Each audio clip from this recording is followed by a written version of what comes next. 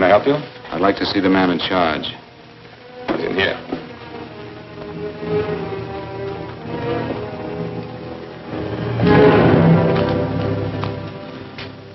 I want to report a murder. Sit down.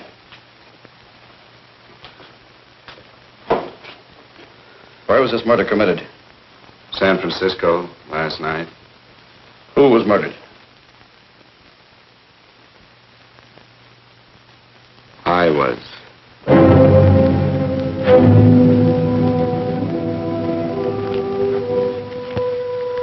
Well, do you want to hear me out or don't you, Captain? I don't have very much time. Your name Bigelow? Frank Bigelow? That's right. Answer the San Francisco APB. Send it direct to Inspector Bannon at Homicide. Tell him we found Frank Bigelow. Go ahead, Mr. Bigelow. Well, this involves some other people, Captain. A number of other people. You tell it any way you like. I live in a little town called Banning out on the desert. It's on the way to Palm Springs. I have a small business there. Paula? Yes, Mr. Bigelow. Give me a copy of Miss Hollis's 48 tax return, will you? Oh, you better get the 47, too. Yes, Mr. Bigelow. I don't think we took any depreciation on that new equipment last year. No, we didn't. I remember you said we could include it all this year. Sure, we can. Hey, Frank. Yeah, well. Peterson says he wants a financial statement before he can give me my loan. Hello, Kitty. I will. Well, I'm leaving for San Francisco today, but I'll be back in about a week. I'll take care of it for you then. Sure is a scorcher, isn't it? Well, I've seen him worse. Well, have a nice time, Frank. Yeah, thanks, Will. Paula, why don't you come down to the place and let me give you another permanent? Makes your hair so much easier to manage in all this heat. I can't afford it right now. Maybe next month. Yeah, here it is. No, we didn't take it. Well, we can do it this year. You work it out any way you think best. Have a nice trip, Frank. Sure, Kitty. See you when I get back. Bon voyage. Why don't you come down anyway, Paula? We'll work out a deal on that permanent. Thanks. Maybe I will. Hello? Oh, hello, Mr. Hawkins. Just a moment. Do you want him to send your ticket over? No, I'll pick it up myself. No, never mind. Mr. Bigelow will pick it up at the station. Bye.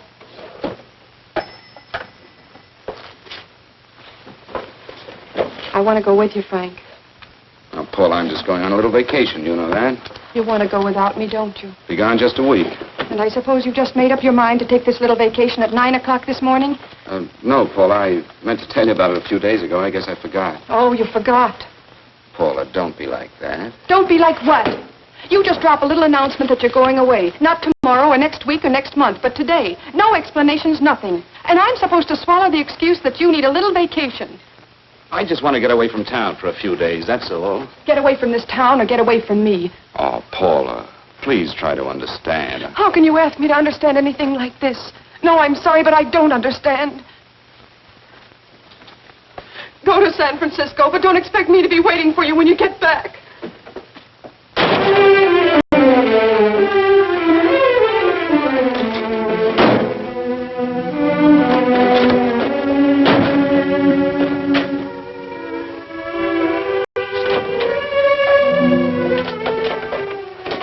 Paula, please, Paula.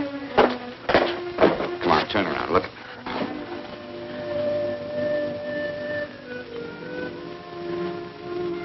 Come here. Why do you do this to me, Frank? Why can't you be honest with me? As honest as I am with you? Do you have to go? I have to go, Paula. I know what I'm doing. All right, go. Go anywhere you like. You can go to blazes for all I care. Paula. Paula. Yes, I know. I'm being foolish. Come here.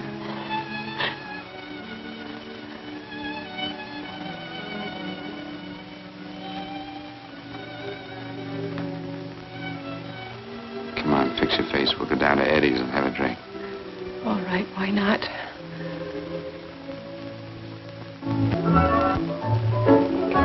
Hi, Paula. Hi, Eddie. Give us a couple of cold beers, will you? Coming up. Hi. Come on.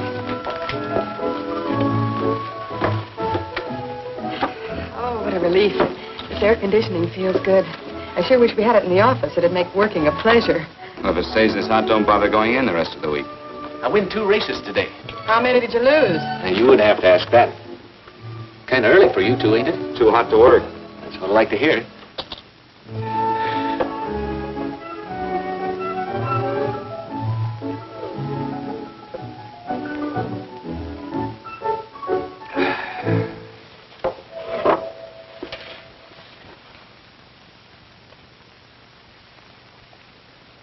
Frank, you'll take me with you, won't you? You will, won't you? Or am I crowding you? What do you mean, crowding me?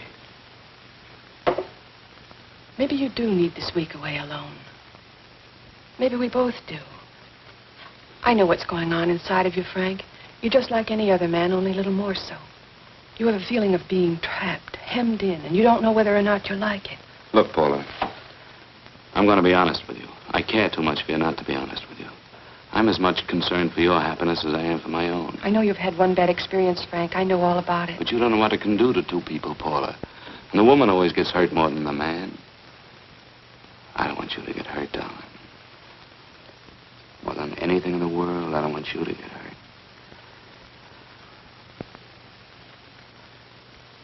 Want to hear some music? All right, Frank. Got a couple of nickels, Eddie? Yeah.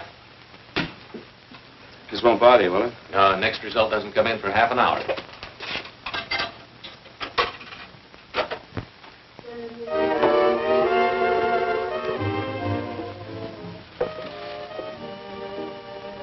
I thought that by now we'd be married. No, I'm not going to crowd you anymore, Frank. Go to San Francisco. I don't like it, but I'm convinced that you must go. I want you to be very sure, Frank. If it's right, and I believe it is, we'll have something really wonderful together. If it isn't, we should both know it as soon as possible. So you see, even if I could stop you, I wouldn't do it now.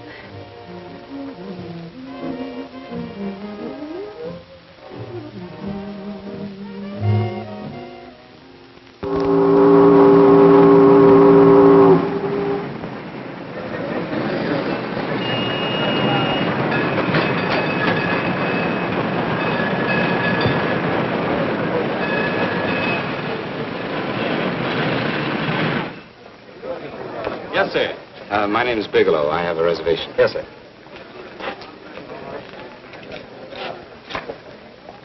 Here we are, sir. My name is Bigelow. I have a reservation. I have it, sir. It's a very nice room on the 6th floor, facing the bay. Boy, this might help you enjoy your stay, Mr. Bigelow. It's a little booklet on how to have fun in San Francisco. Oh, thank you. Very welcome, sir. Thank you. Say, is it always like this around here? No, this is market week, and it's the last day, too. Boy, always around until you need him. Oh, 517? Thank you. Here's a message for you, Mr. Bigelow. Long-distance call came in about an hour ago from Banning, from a Paula Gibson. Oh, thank you. Very welcome. Show Mr. Bigelow to 618. Right this way, Spy.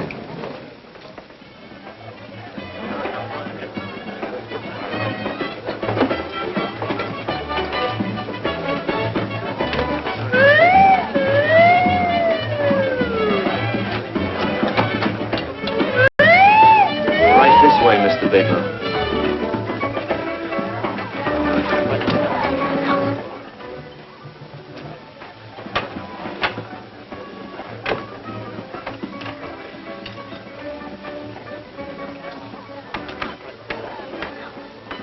Is there anything else, Mr. Bigelow? Oh, yes. You can get me a dry Manhattan and a package of razor blades. Yes, sir. Thank you. Oh, and you can leave that door open.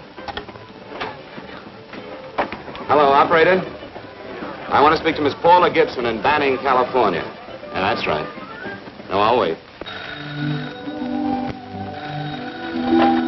Hello? Hello, Paula. Oh, hello, Frank. How's the trip? Fine, just fine. Having a miserable time, I hope. Well, I don't know. I just got in. What was that? Market week. The place is crawling with traveling salesmen. You know, Charlie Anderson found out that you went away and he asked me to go out with him. Oh, really? How did he make out? I'm considering it. Is that what you called to tell me? I'll have you know that this call is strictly business, Mr. Bigelow. Did a Mr. Phillips phone you? Eugene Phillips of Los Angeles. No. He will. He phoned the office 3 times today. Said that he wanted to get in touch with you immediately. He said it's most urgent and imperative that he reach you at once. What did he want? I don't know. But he sounded deep, dark, and mysterious and quite agitated about something. Phillips, have we ever done any business with him? Not unless you've been keeping it a secret from me. I looked through all the accounts. Why did you tell him you could reach me here? You know I'm supposed to be on vacation. So you told me. And so I told him, dear heart. But the gentleman didn't seem to respect your temperamental moods the way I do. He was very insistent that he speak to you before it's too late, as he put it. Well, tell him you tried to get in touch with me and I've changed my plans and you can't reach me. He won't talk to me. I told him that I was your confidential secretary, but I guess I didn't sound confidential enough. So I told him that he could reach you there this evening. Well, call him back. If it's as important as he says it is, he'll talk to you. Otherwise, he'll just have to wait until I get home. My, aren't we adamant this evening? All right, shall do. And Frank, Yeah? I don't quite know how to say this. Say what? Well, what I want to say is that there's nothing you can do that you ever have to feel guilty about. Oh. Sure. Thanks, Paula. I'll call you tomorrow. Right.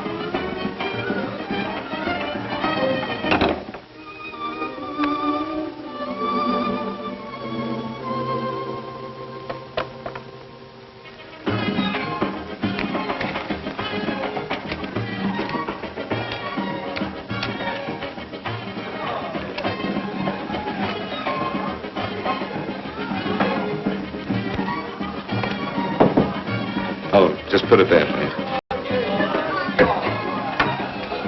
You can keep the change. Thanks very much.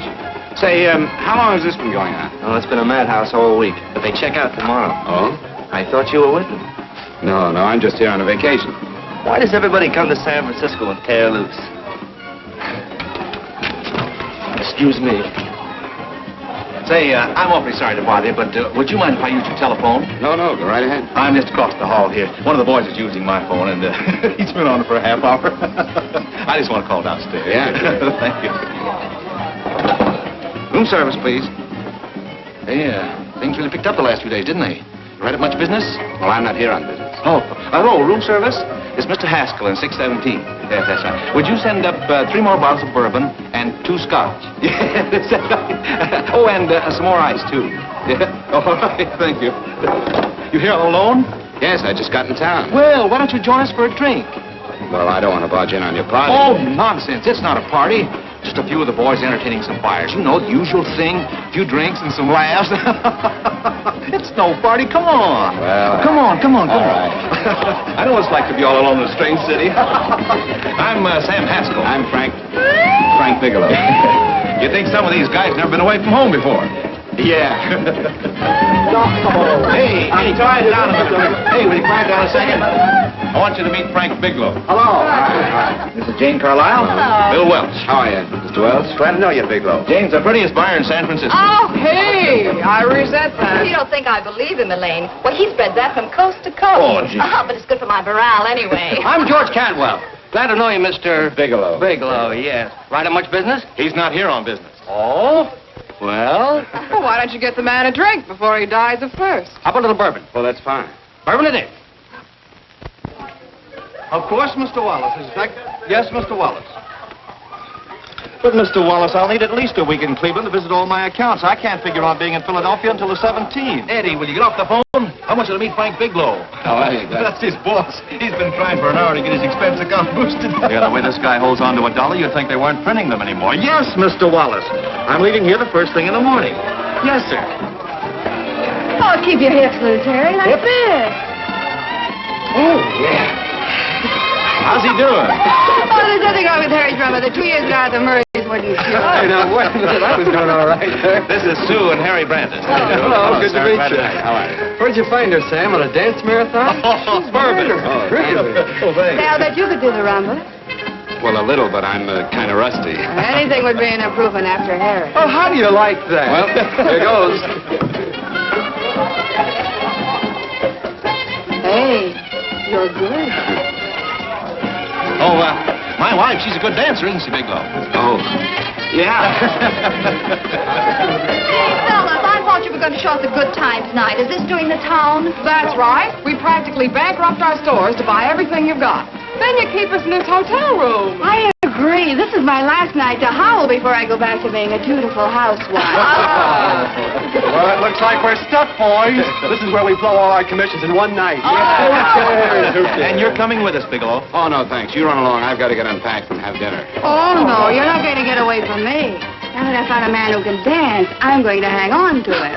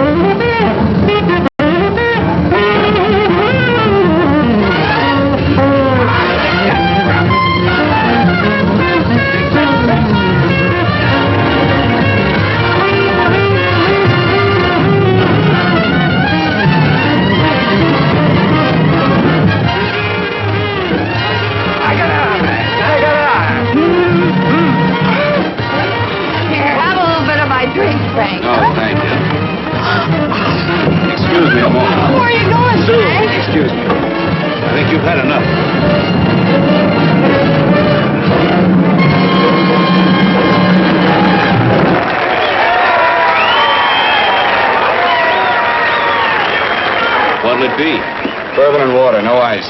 Nice, quiet place you got here. Wait till we hit the pitch in about an hour. That's when they really go out of their minds. Who's the blonde? Oh, she's one of the chicks that hangs around here. She's jive crazy. Come again? Oh, you ain't hip, pal. Jive crazy means that she goes for this stuff. Just between you and me, I don't get it either, but I gotta listen to it. They're all connoisseurs, music lovers. Me, I like Guy Lombardo. What's the matter with him? Oh, he's flipped. The music's driving him crazy. Come down, Jack. Oh, don't buy me, man. I'm being light. Is the blonde alone? Oh, sure, society. She always comes in alone. Drives a big convertible, wears a mink coat, but knows everybody. But she always comes in alone. Thank you. I wanted to kiss you. I tried to. Give me another glass, Leo. When you What's your story, Jeannie? easy.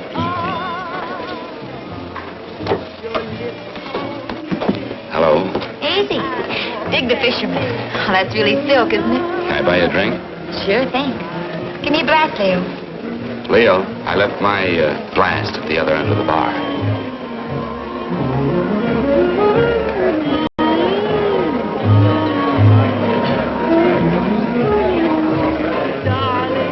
My name's Jeannie. What's yours? Frank? I've never seen you here before, Frank. Well, I've never been here.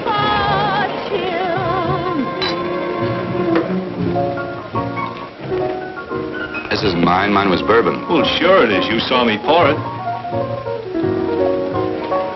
Give me a fresh drink. Anything you say. Oh, listen to that piano. Feel those vibrations. You don't get your kicks out of this, do you? I can live without it. Why do you stay here? I don't know. I bet I know. You're lonely in a big city. Why, you don't have to go into a routine with me.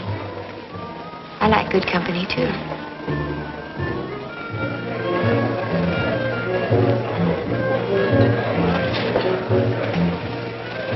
Say, there are some people there I want to avoid. Couldn't we get out of here? Let me think about it. Oh, come on. How about going somewhere else? Huh? Why don't you meet me later? Okay. Where? I tried to forget you, but you whispered, darling, I love. Call me at that number later. It's my next stop. They've got a band there that'll really send you. See you, Jeannie. Easy.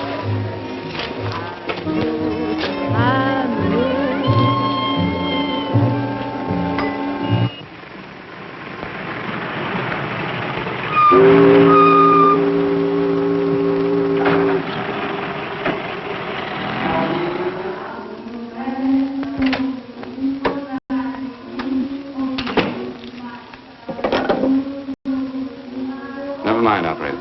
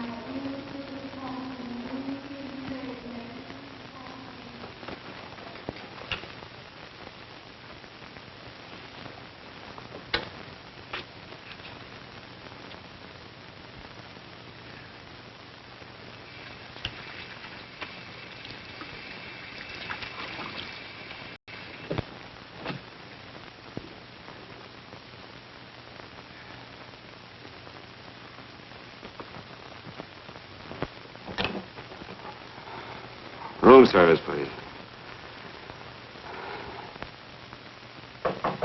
Come in.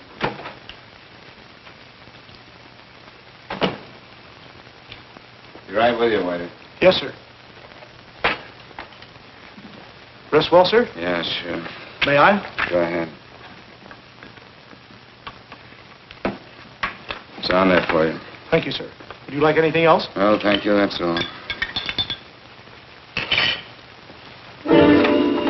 Waiter, Yes, sir. take this away. Is there anything wrong, sir? No, just take it away. I don't even want to look at it. Are you all right, sir? Yeah, sure. All right, I just had too big a night, I guess, that's all. Need some fresh air. Of course. Thank you, sir.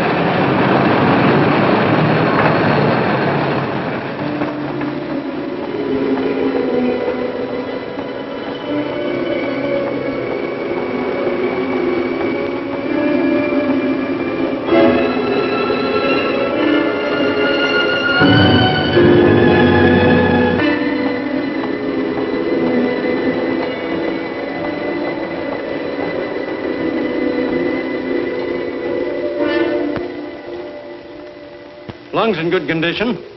Blood pressure normal. Heart fine. Well, it's a good thing everybody isn't like you, Mr. Bigelow.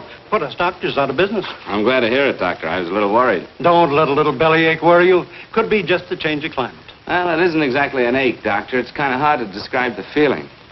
Maybe it was the drinks I had last night. I might have mixed them too much, huh? Let's have another look at that throat.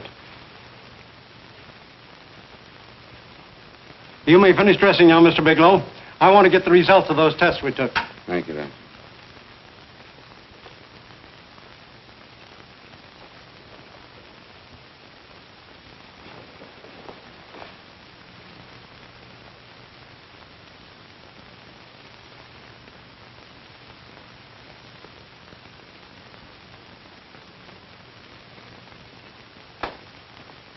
Mr. Bigelow, this is Dr. Schaefer. Hello, Doctor. How are you? Sit down, Mr. Bigelow. According to the information you gave Miss Wilson, you're not married, Mr. Bigelow. That's right. Do you have any relatives, family, anyone in San Francisco? No, no one. I don't know a soul in San Francisco. Where is your home? What is this, Doctor? Why all the questions? You're a very sick man, Mr. Bigelow. Sick? But you told me I was in good shape. Yes, I know. But my preliminary examination didn't reveal your true condition. You sound as if it's pretty serious, Doctor. It's extremely serious. I want you to understand that we wouldn't tell you something like this unless we were absolutely certain. Well, of course, of course. You must steel yourself for a shock, Mr. Bigelow. Well, go on, Doctor. What is it you're trying to tell me? Our tests reveal the presence in your body of a luminous toxic matter. What is that exactly? A poison that attacks the vital organs. Poison? We have no alternative but to tell you this. Your system has already absorbed sufficient toxin to prove fatal. I wish there was something that we could do.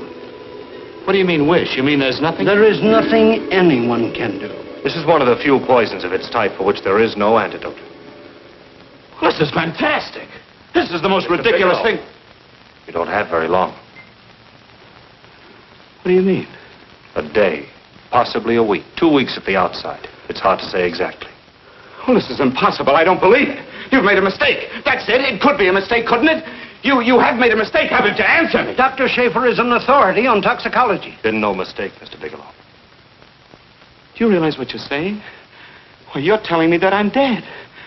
Do you think you can explain my life away in just a few words? Why, I don't even know who you are. Why should I believe you? You must calm yourself, Mr. Bigelow.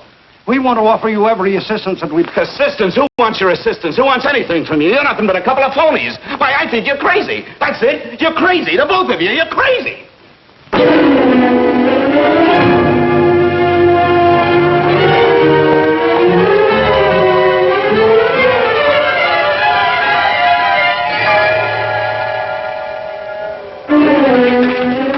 Where's the doctor? You can't come in. Come on, tell me. You've got to go through the treatment before you come Get out here. of Doctor, What's the trouble here? What's the matter with you? Doctor, I want you to examine me for luminous poison. Come right in here.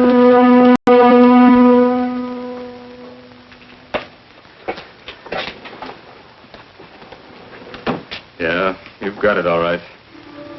Your system has already absorbed it. Are you sure, Doctor? Are you absolutely certain? Couldn't there be some mistake?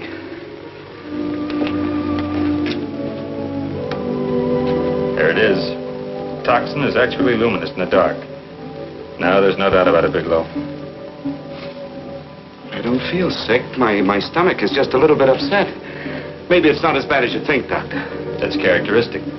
With a heavy jolt, you go suddenly in a matter of hours. But if the stuff is taken in a lesser degree, you last a while, and then...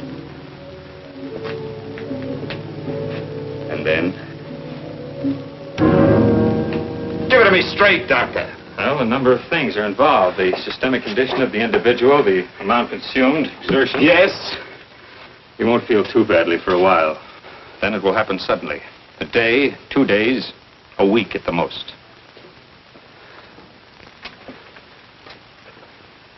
A day? 2 days? There's nothing that can be done now. If it had been caught in time, your stomach could have been washed out. But you've had it in you for some time now. For at least 12 hours, haven't you, Bigelow? I don't know. You don't know? No. Don't you know how you got it? No. This is no accident. Somebody knew how to handle that stuff. That wax is tasteless, odorless. The amount of alcohol in your body, you must have got it in liquor. I was drinking last night. Arrange for your admission to the hospital immediately. Of course, I'll have to notify the police. This is a case for homicide. Homicide? I don't think you fully understand, Bigelow. You've been murdered.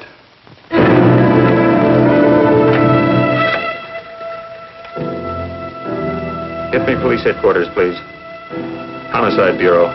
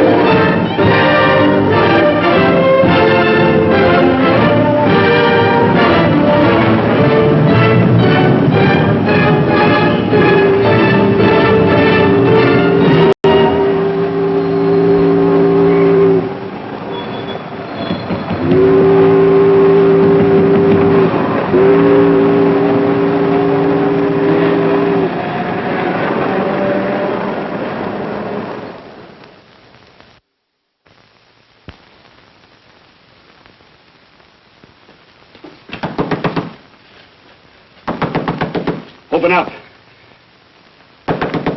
Open this door, I tell you. Open it up or I'll break it down. Where are those men? Where are those men who were here last night? I don't know. There are no men here.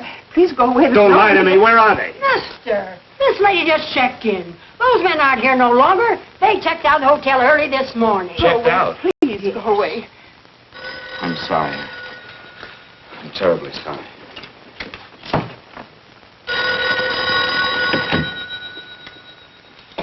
Hello? Please, Mr. Bigelow, my eardrums. Oh, hello, Paula. Your enthusiasm overwhelms me. Why haven't you phoned me? Or is there a quota on telephone calls up there? I'm sorry. I've been busy. I'll bet you have. Visiting the museums, no doubt. What's happening up there that's exciting or different? Nothing, not a thing. I'll bet you missed me, but you're too stubborn to admit it. Sure. You know, if you'd like me to come up, I could pack a toothbrush and leave right away. No. Well, you don't have to snap my head off. You could at least make a pretense of missing me. I'm sorry, Paula. Of course I miss you. Listen, Paula, Paula, it's just that I don't feel like talking now. I'll call you later. Don't strain yourself. You phone me sometime when you feel more like talking. Oh, by the way, I called that Mr. Phillips back. Phillips? Yes, you know, the man that tried to reach you. Well, I'm afraid you'll never know why it was so important that he speak to you. His office said he died yesterday. Frank, are you there? Did you hear me? Die? When? Yesterday. So you won't have to bother your little head about him anymore. You can just go ahead and have fun. Paula, what did he die from? Do you know? I suppose he died from whatever people usually die from. Well, didn't they tell you? Don't you know? What are you getting so excited about? You said you didn't even know the man. Listen, where's his office located? What difference does it make? You can't talk to him now. I told you the man's dead. Paula, will you stop talking so much and tell me where his office is? Well, right. It's the Phillips Importing and Exporting Company, Bradbury Building, Los Angeles. Bradbury Building, Los Angeles. That's right. Say, this is really a switch.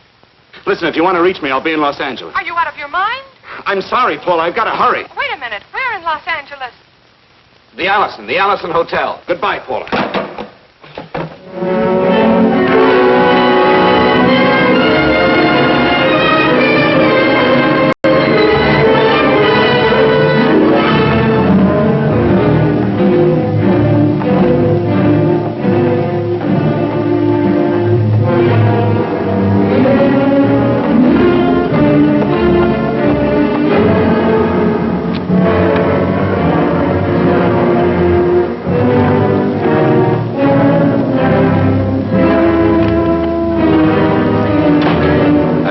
Someone in charge here. What is it regard Well, it's a personal matter. It's quite urgent. Perhaps Mr. Halliday can help you. Who's he? He's our controller. Your name, please? Bigelow. Mr. Bigelow to see you. Send him in. Go right in, please. That door.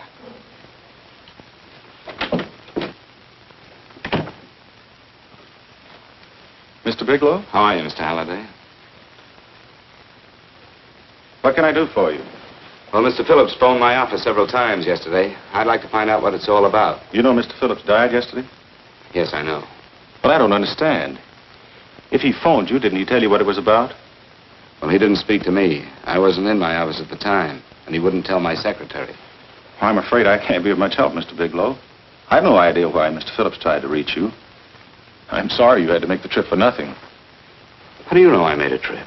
I didn't say anything about making a trip. I merely said he phoned my office. My office could be here in Los Angeles. Miss Foster, Yes? didn't you mention something yesterday about Mr. Phillips speaking with Mr. Bigelow in San Francisco? I said that he had phoned Mr. Bigelow's office in Banning, but that Mr. Bigelow was staying at the St. Francis Hotel in San Francisco. I'm sorry you misunderstood me. Do you know why Mr. Phillips called? No, I don't. All right, thank you, Miss Foster. You can understand that we've been somewhat upset around here. Now, if you don't mind,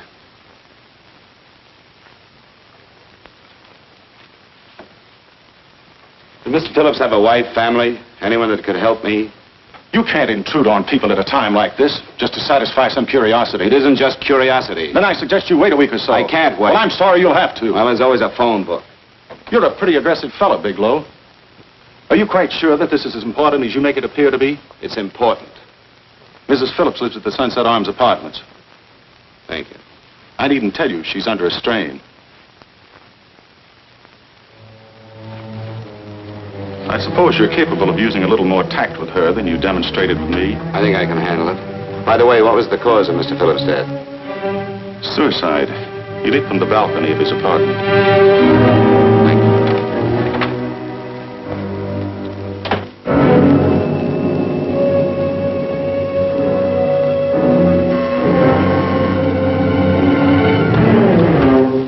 Come in, Mr. Bigelow.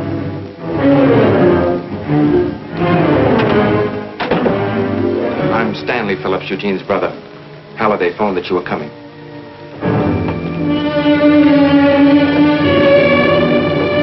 This is my sister-in-law, Mrs. Phillips. I'll try to make this as brief as possible, Mrs. Phillips. I'm afraid I can't be of any help to you, Mr. Bigelow. I haven't the slightest idea why my husband wanted to speak to you.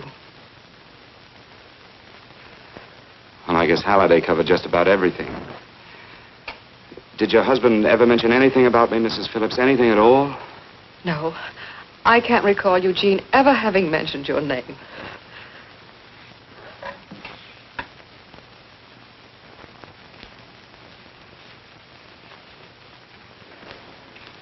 I hate to ask you this, Mrs. Phillips, but it's of vital importance to me. Do you know why your husband committed suicide? Oh. You're certainly not the most diplomatic person in the world, are you, Bigelow? Were you a friend of my brother's? I never met him.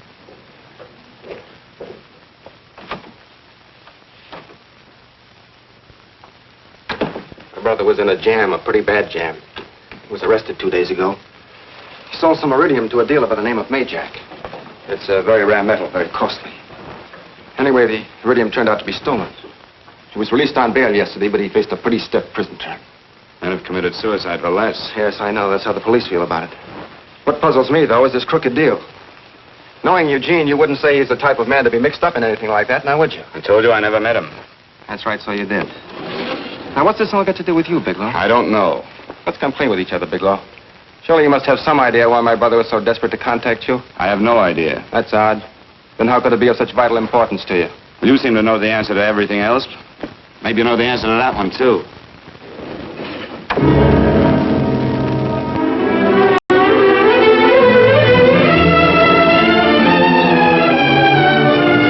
There's a message here for you to call operator 82 at Banning. Oh, thank you.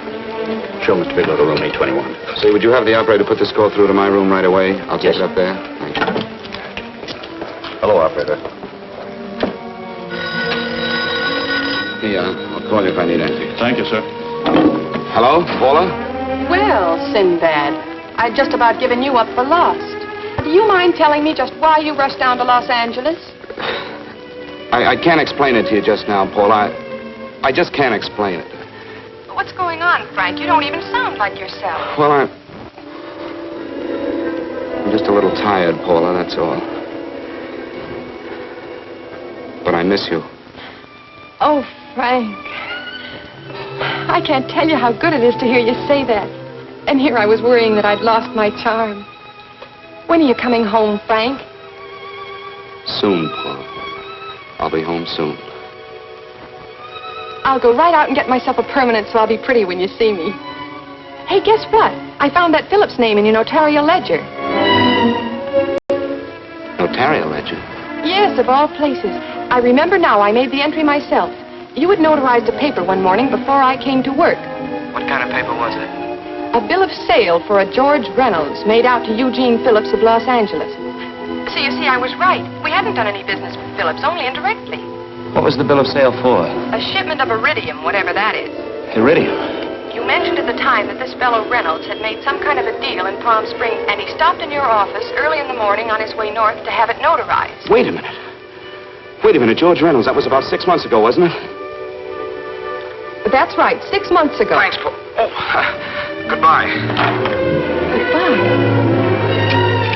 Hello, operator. Get that number back for me.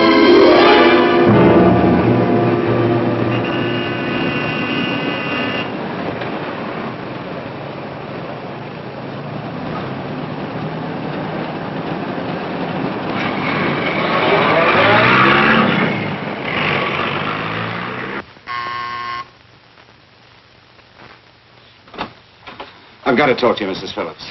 Please, go away. I want to be left alone. But I found out why your husband wanted to see me. It was in connection with a bill of sale. Come in. Thank you. What do you know about a man named George Reynolds? George Reynolds? Yes.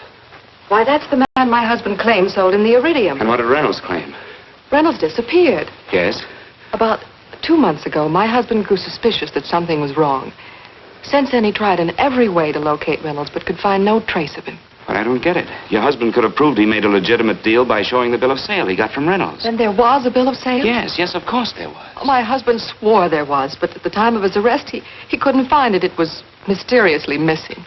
Well, then, if your husband could have shown proof, it would have been George Reynolds who would have faced the prison term. Eugene was convinced that Reynolds had stolen the bill of sale. He was the only one who had reason to eliminate evidence of the transaction. Thank you, Mrs. Phillips. Thank you very much. You've been very helpful. Oh, if you'd only come sooner, Mr. Bigelow. My husband might be alive today. I know.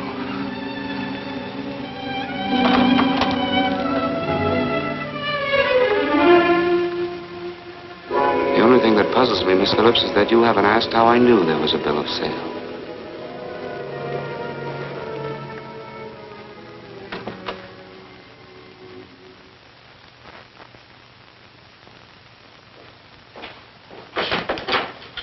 Mr. Holliday isn't in. He should be back shortly. I think you're the one who can help me, Miss Foster. Mr. Phillips tried to reach someone else before he called me yesterday, didn't he? Why don't you ask Mr. Holliday? Obviously, Mr. Holliday wasn't here yesterday, or he wouldn't have had to learn from you that Phillips called me. And you're the logical person to know who else Phillips called. I don't believe that's any of your business, Mr. Bigelow. Don't think you're revealing anything confidential, Miss Foster. I know that he tried to reach somebody else. Mrs. Phillips told me. You're bluffing, Mr. Bigelow. I don't know what you're after, but you're trying to trick me. Mrs. Phillips didn't tell you a thing. How do you know that? Mrs. Phillips knows nothing about it. She doesn't. Well, why wouldn't she? Wait a minute. I was talking about George Reynolds. Who did you think I meant? Just who is it that Mrs. Phillips doesn't know I about? told you before, that's none of your business. All right, young lady, I'm going to give it to you straight. Phillips was murdered. Murdered? I don't believe you. He told me because he needed me to clear him. Phillips was innocent. Innocent men don't have to jump out of windows. Murdered? Just who are you trying to protect, Miss Foster? Why are you so afraid to tell the truth? I'm not protecting anybody.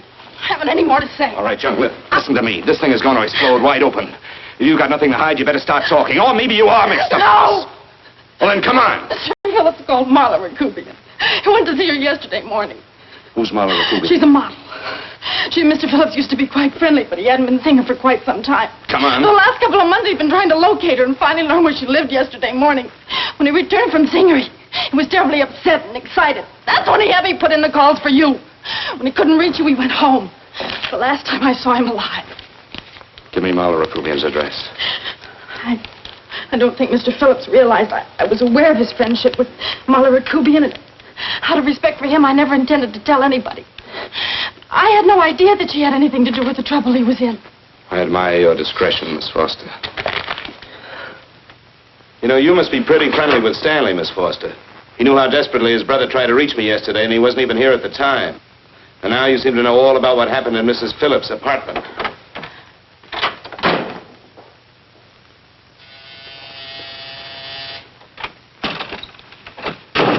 Miss Rakubian? Yes? What do you want? Get out of here or I'll call the Go police. ahead, call him. Well, go ahead, call him. Going on a trip, huh? Yes, going away for the weekend. Sailing for Buenos Aires tomorrow, some weekend. I'll send you a postcard. Now get out of here. Who are you going with, George Reynolds? Never heard of him. I suppose you've never heard of Eugene Phillips either. Just who are you? What do you want? Never mind who I am. Where's Reynolds? I told you I don't know him. Now, will you get out of here and leave me alone?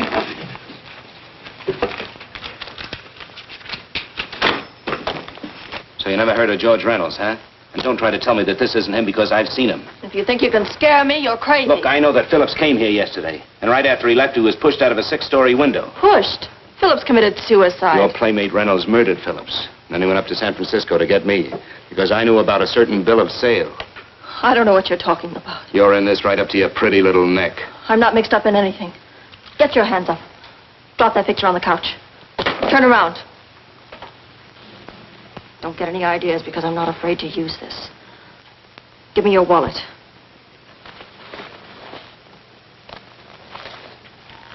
Frank Bigelow, Hotel Alex. All right, now where's Reynolds? I don't know. I don't know where he is. Is that what you told Phillips yesterday? I told him exactly what I'm telling you. I haven't heard from him in months. Yeah? Well, you're mighty careful of the picture of a man you haven't heard from in months. What does the Ray stand for? It was a pet name. Do you mind? Oh, it sounds very cozy, Miss Rakubian. You and Reynolds call each other pet names while you make a sucker out of Phillips. Phillips made the deal because he wanted it. Yeah? I'll bet you weren't above using what it takes to help make him want it. Who's paying for this trip? I am. Really? A first-class trip to Buenos Aires on a model salary. Don't make me laugh. Since you and Reynolds aren't seeing each other anymore, you don't mind if I keep this to you? If I were a man, I'd punch your dirty face in. You know, I really believe you would. Oh, I almost forgot. Your tickets. Don't be surprised if I'm there to see you off.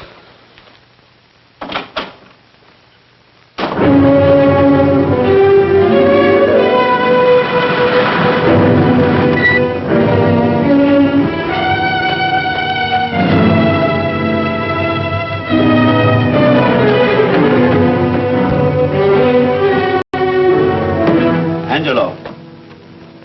Angelo!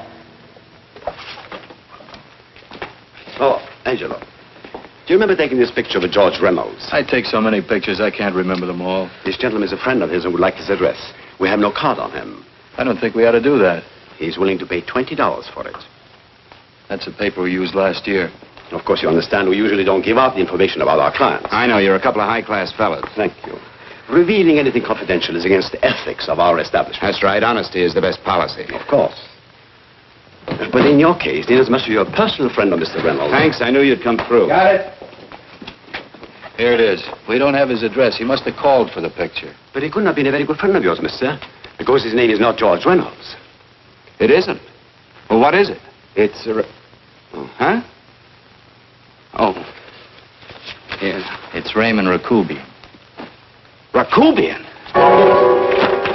What's so unusual about that? The picture's signed Ray, isn't it? Yeah. Yeah.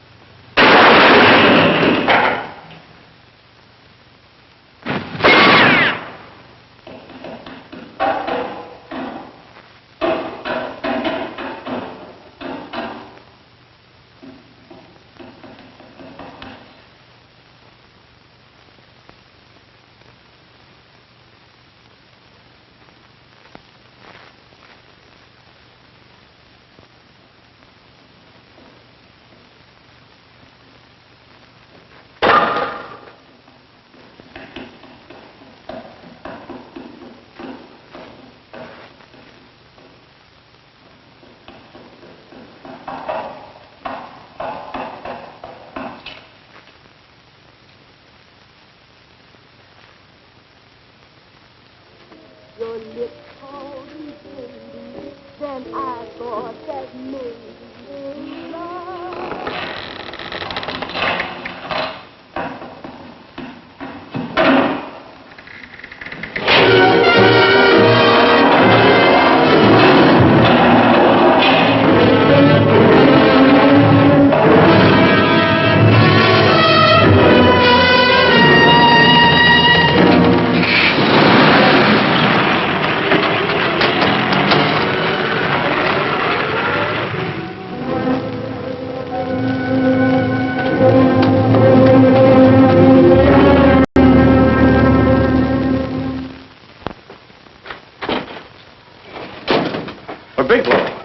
Are you all right? Can I get you anything? No, thanks. Do you know this man? No. No, I don't think so. Are you sure you've never seen him? I'm quite sure. Does the name Raymond Rakubian mean anything to you? No, I never heard of him. Why? He also uses the name George Reynolds. This is Reynolds? That's right. Well, where can we find him? That's what I want to know. Tell me something, Halliday. You're the controller here.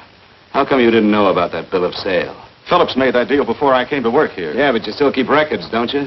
For some reason, which is none of my business, Phillips preferred to keep that among his personal papers. Now, does that answer your question? You came in here today asking for some information that you needed, and I tried to be as cooperative as I could. But now you're beginning to annoy me. So get out before I throw you out.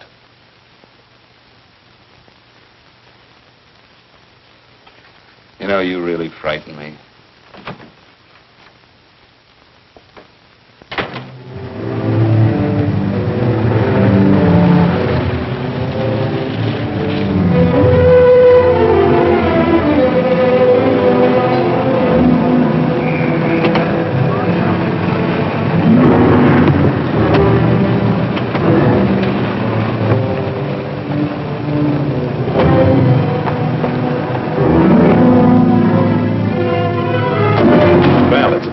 showed up, Bigelow.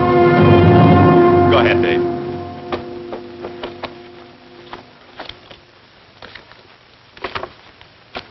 Real cute, ain't you, Bigelow? Just real cute. Marla didn't lose much time getting a hold of you guys, did she? Shut up.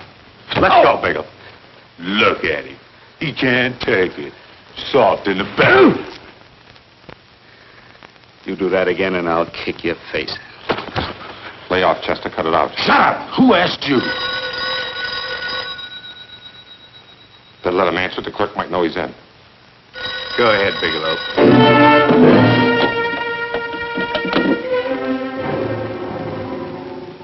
Hello? Frank. Frank, why did you hang up on me? I've been trying to get you for hours. I'm sorry, Paula. I was in a hurry. Well, don't be in such a hurry this time. You didn't give me a chance to finish what I had to say. Something. I wanted to tell you that McGowan was in hollering his head off because you didn't go over the books. Tell McGowan to get another auditor. Sure. Sure, I'll just do that little thing and lose the best paying account we've got. Do as I tell you, Paula. Frank, are you drunk? Paula, how much we got in the bank? About $2,200. Draw it out tomorrow. Sure. Then what do? Skip town without paying our bills? Forget the bills. You know that coat you always wanted? Buy it. You are drunk. You know, if I didn't have such a good character, I'd be tempted to take advantage of your intoxicated state, Mr. Bigelow. I'm not drunk, Paula. Well, then don't tell me that one day away from me can affect you this way. Cut it short. Paula, Yes? I'm sorry I left you. I never realized how much I love you. But I know it now. Oh, Frank, darling, I love you too so very much. Please come home. I miss you terribly. I said cut it short. I'd just love to let you have it, Bigelow. Let's go, Chester. This guy's kept us waiting long enough now. Walk in front of me, Bigelow. And keep your mouth shut. If you so much as look cross-eyed at anybody, I'll blow the back of your skull out.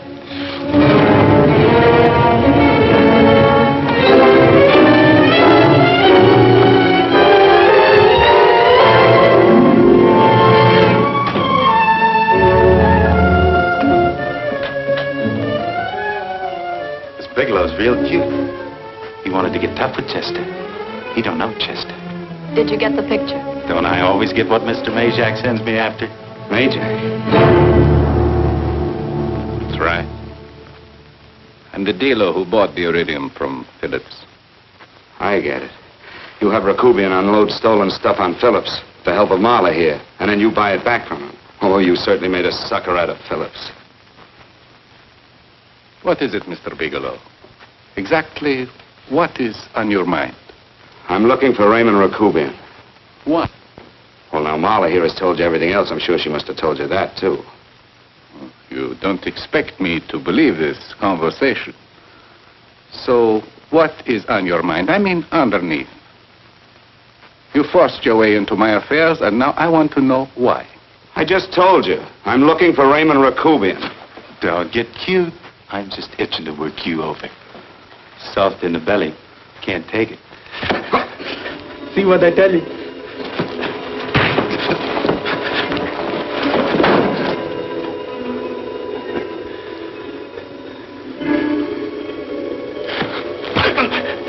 Can't do that to Chester. I'm going to blow your guts out. Easy. Lay off, Chester, not now. Look at him. He's so scared of Chester, he'd talk now. He's not afraid, Chester. You can tell from a man's eyes when he is afraid. Look at his eyes.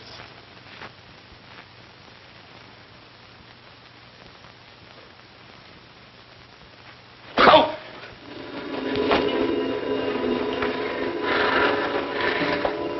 I'm telling you, Majak, you better keep him away from me or he's really going to have to use that gun.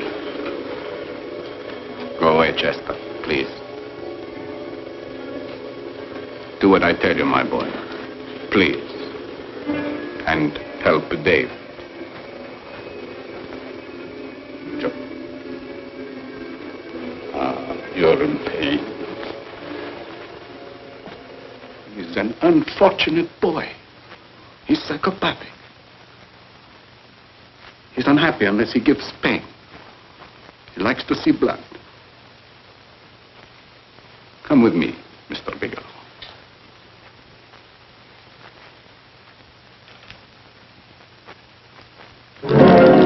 Raymond Rakubian was my nephew. He could not possibly have tried to kill you. He's been dead 5 months.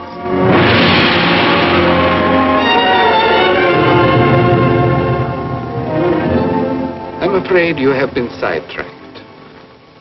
Provided it is true that somebody made an attempt on your life. Somebody made an attempt again today. I had no reason to kill you, believe me. What do you mean you had no reason? I notarized a certain bill of sale. You notarized the bill of sale for Reynolds, not Rakubian. Now, what I told you was true. I had no reason to kill you. That's a closet, Mr. Bigelow. And under other circumstances, you could go home now. But now you present a problem. You know too much, and I am in danger. Chester! Suppose I were able to prove to you that I only want to find the person who tried to kill me. And I won't cause you any trouble. You know I can go to jail for 10 years for this little business. 10 years. At my age, that's my life. That means my entire life. With my life, I do not take chances. I am sorry, believe me. You want Joe to go with you? No. Just Bigelow and me. And baby Meg's too. But Major... Goodbye, Mr. Bigelow, and forgive me. Let's go, Bigelow. I guess you won't be there to see me off.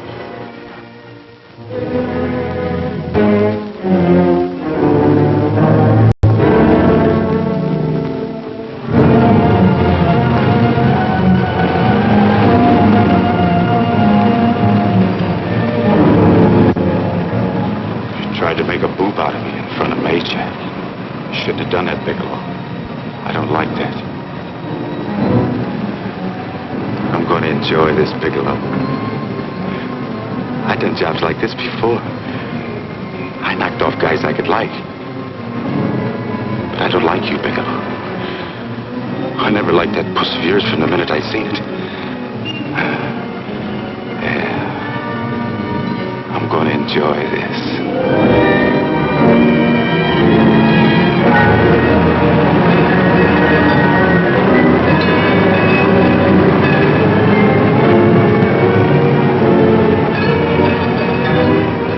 Scared yet, are you, Bigelow? But you'll be scared. Good and scared. I think I'll give it to you in the belly. You don't like it in the belly?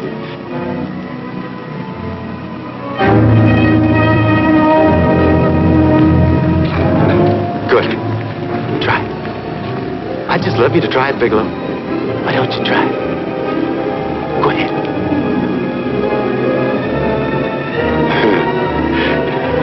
Didn't have the nerve, did you, Bigelow? I think I'll give it to you right in the belly.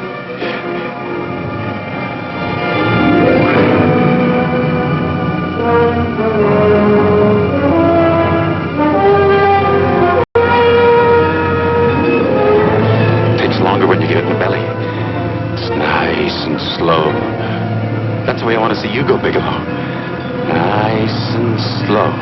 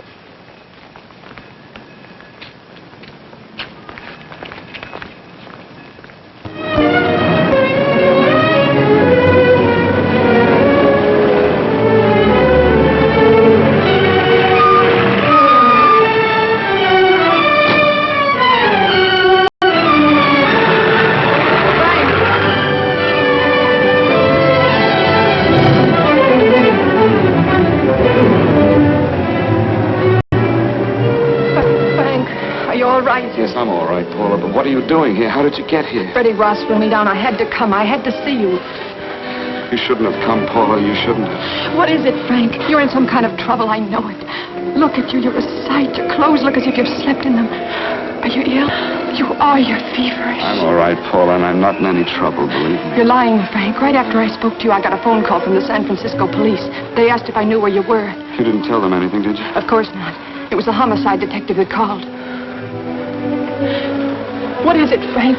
If you're in any kind of trouble, you certainly can trust me. Look, I'm not in any trouble with the police, Paula, believe me. But you can't stay here. You've got to go back to Banning right away. No, I won't go, Frank. I won't. I'm staying here with you. Paula, it's better that you go back, believe me. Why? What's this all about? What have you got to do with this Phillips and Reynolds? Phillips was murdered. What could that possibly have to do with you? All you did was notarize a paper. You've notarized hundreds of papers. I know. All I did was notarize one little paper out of hundreds.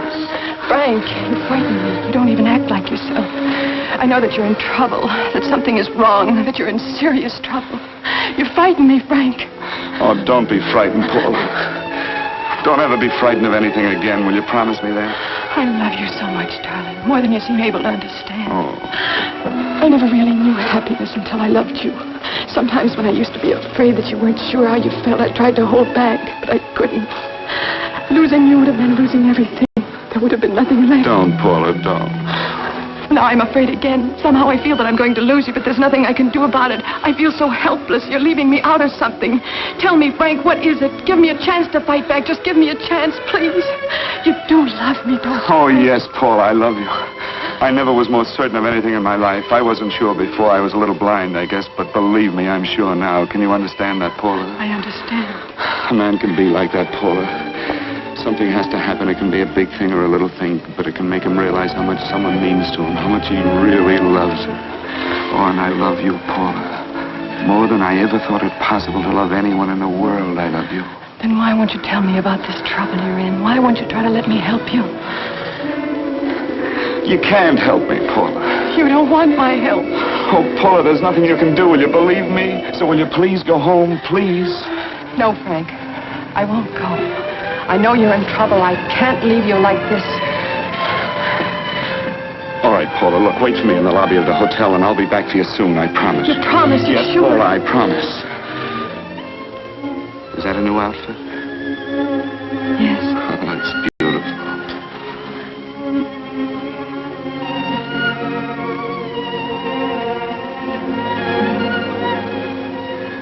You'll come back to me, won't you, Frank? Yes, Paula, I'll come back, I promise. Please hurry, darling. Oh, I love you. I love you, Paula.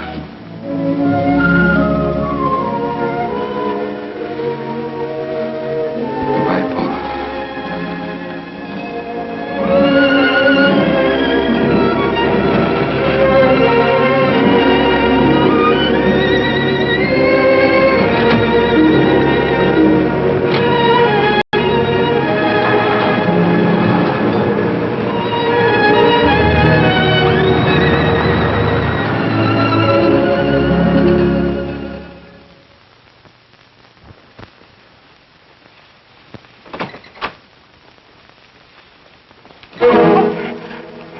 Stanley here?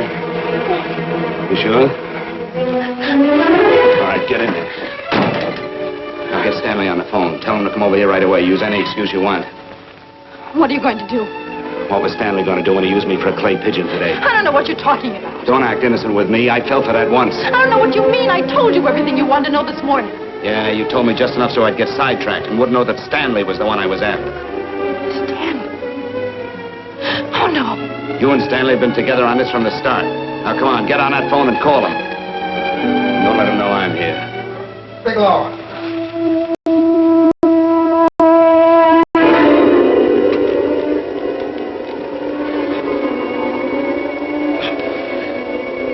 You've been sidetracked, all right. But it was the poor bereaved little widow who did it. We're supposed to have found this letter this afternoon. It's in my brother's desk at the office. It's postmarked 2 years ago. It isn't exactly the kind of a letter that a married woman gets from a casual friend. I'm sure my brother wasn't aware that they were so well acquainted when he hired Halliday. What's the matter with him? He hasn't felt right since dinner. Where did he have dinner? At Mrs. Phillips' apartment. Halliday was there, too, and Stanley confronted them with that letter. Do you have anything to drink? Yes, why? How long ago? Half an hour ago, just before I came here. Miss Foster, get on the phone, call the emergency hospital. Have them get an ambulance over here right away. What? Tell them to prepare a stomach wash for luminous poisoning. Luminous poisoning? Go on, do what I tell you. You may still have a chance to save his life. Go on!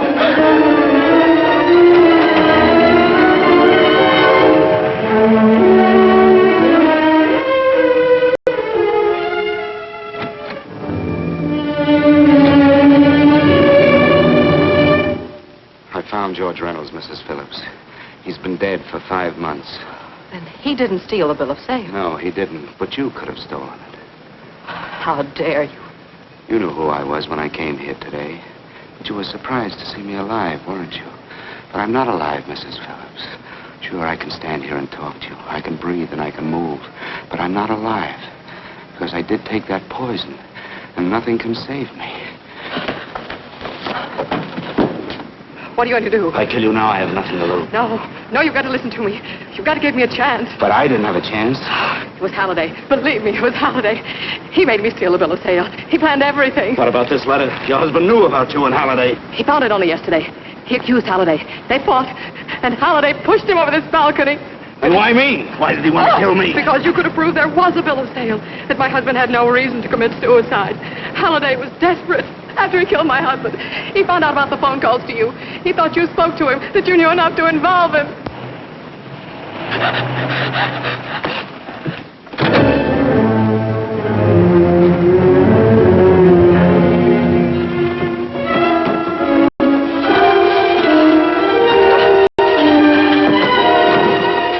Where's Halliday? Where is he? He's in the office. This time you don't want him.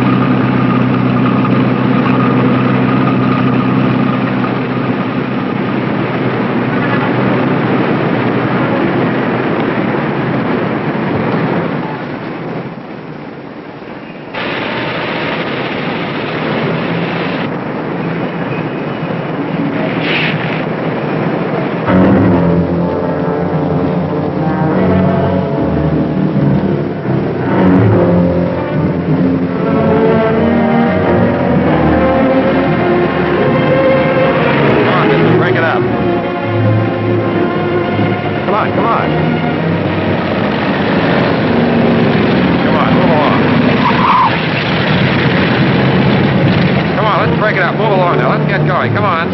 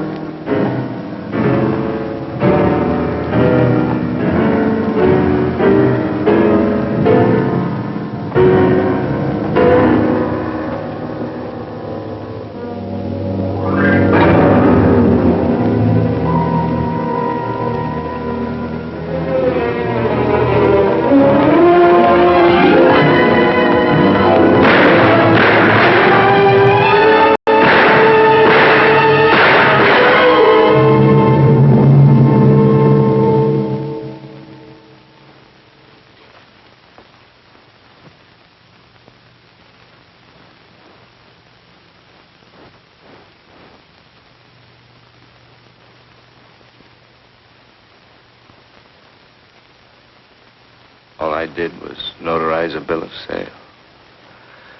But that piece of paper could have proven that Phillips didn't commit suicide. He was murdered. And that's why Halliday poisoned me.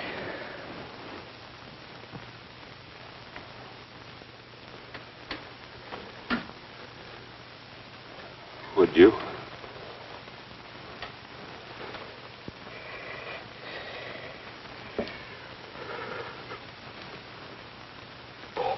Paula.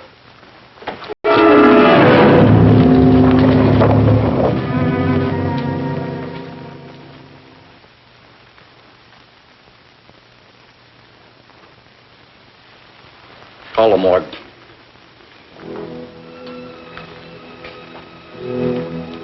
Johnson, you go to the Allison Hotel, find Paula Gibson. Don't tell her anything. I'll break it to her.